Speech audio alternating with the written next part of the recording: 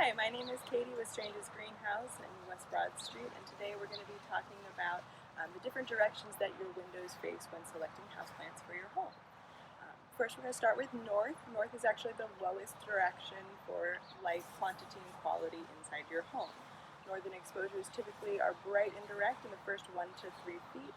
That can be really good for your houseplants that don't want as much bright light, so your understory forest plants such as a calathea, or your lower light tolerant plants like a cast iron plant, your snake plants, and some varieties of philodendron do very well there.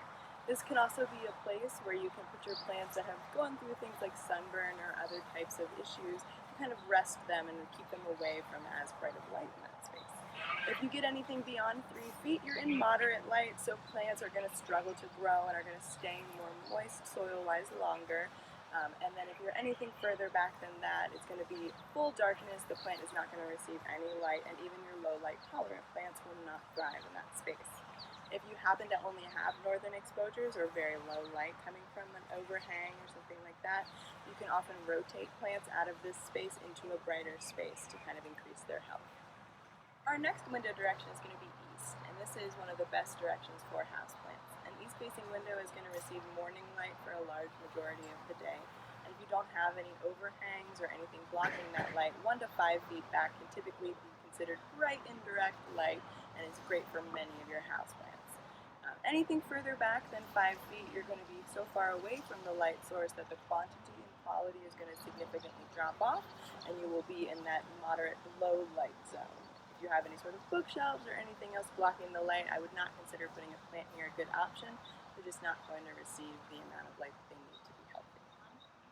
If you have a south-facing window, your light is going to vary widely throughout the year. For winter time, it's going to be a little bit more soft and less harsh, even though it's still going to be brighter and warmer than something like an east-facing window would receive. In the summertime, you're going to get that really hot, intense light, but it's only going to be for a smaller period of time.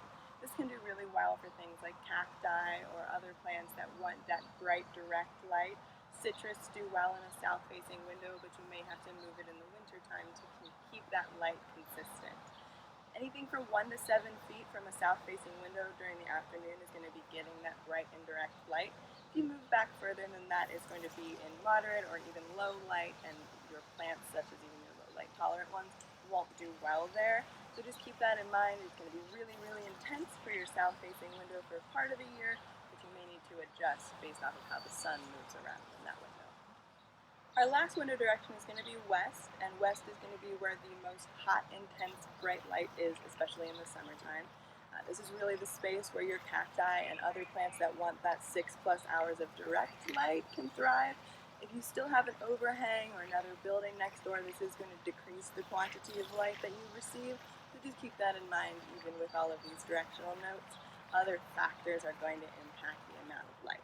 If you're lucky enough to have a full western exposure, this is a space where you can really put those plants that want to bloom, that want to have that really hot sunlight. However, it can also injure your plants that do not want that. So if you have something like a calathea or something like a phalaenopsis orchid, western sunlight in the summertime can be damaging and can cause different problems for your plants. So just keep in mind, you may want to pull them actually further out of the window, especially for those foliage plants that want to be a little bit in dappled sunlight.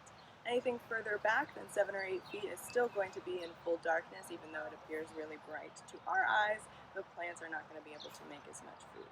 Western windows can also be a good place to grow herbs indoors, as they typically will not receive enough natural light from the other window exposures to have the kind of flavor that people want in their herbs.